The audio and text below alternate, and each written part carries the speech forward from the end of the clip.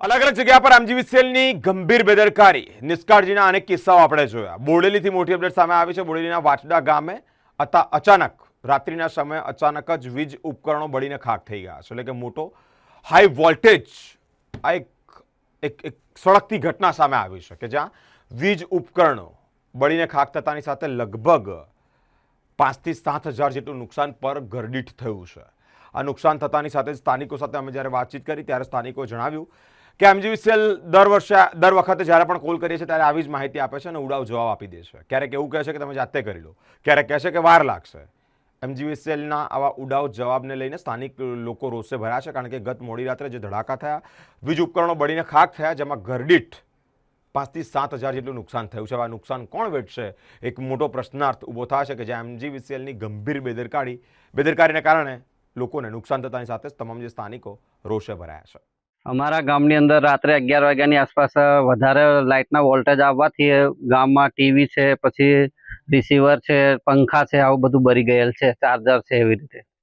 તમારે શું બળી ગયું છે? અમારે ટીવી, રિસીવર ને 3 પંખા અને એક બલ્બ। તમારે કેટલું નુકસાન હશે? નુકસાન હશે અંદાજે કેટલું હશે લગભગ આમ 10-12 હજારનું નુકસાન હશે। અને ગામમાં કેટલા લોકો?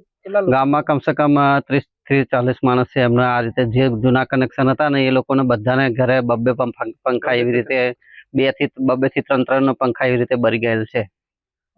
અને જીબી ને સવારની અમે કમ્પ્લેન આપી હતી, પણ આખો દિવસ એ લોકો આવ્યા નથી અને પછી સાંજે આ ફોલ્ટ બન્યો છે।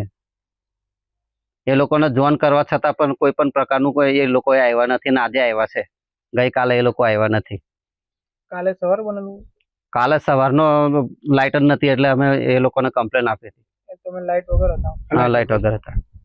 અને પછી જ્યારે લાઇટ આવી ને ત્યારે આ વધારે વોલ્ટેજ થઈને આવી લાઇટ, એટલે બધું બળી ગયું છે લોકોનું।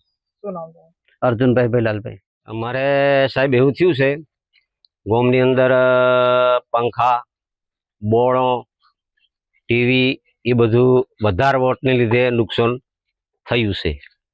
અને બીજું છે કે રાત્રે 11 વાગે અમારે આ બન્યું છે, એટલા માટે અમે પછી આ જોન કરી બોર્ડમાં। કાલે લાઇટ લગભગ રાત્રે 11 વાગે અમારા કારણ બન્યું છે।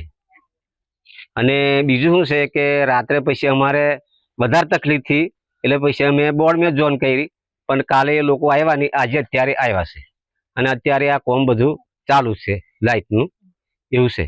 તમારે શું નુકસાન છે? મારે એક બોર્ડ અને 2 પંખા।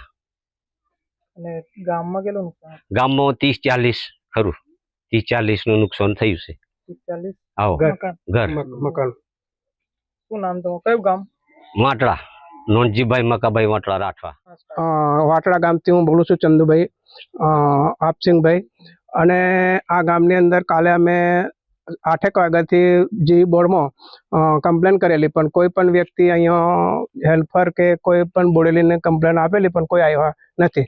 રાત્રે લગભગ 10:30 થી 11 વાગ્યાના ગાળાની અંદર કે અમે અહીંયા લાઇટનો એટલો બધો ધડાકા બંધ લાઇટ આવી અને આખા ગામથી 40 થી 45 ઘરોને નુકસાન થઈ ગયું છે। કોઈના પંખા, ટીવી, ફ્રીઝર બધું બહુ ગામમાં નુકસાન થયું છે। એટલે એક ઘર વધારે પણ 3-4 હજારનું નુકસાન થયું છે।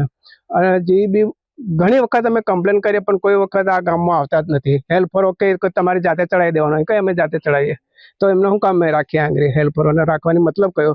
તો કોઈ અમે આવું કમ્પ્લેન કરીએ તો ઉપરથી એમ કે તમારી જાતે ચડાવી દેવાનું ભાઈ, તો અમારી જાતે કઈ રીતે ચડાવીએ?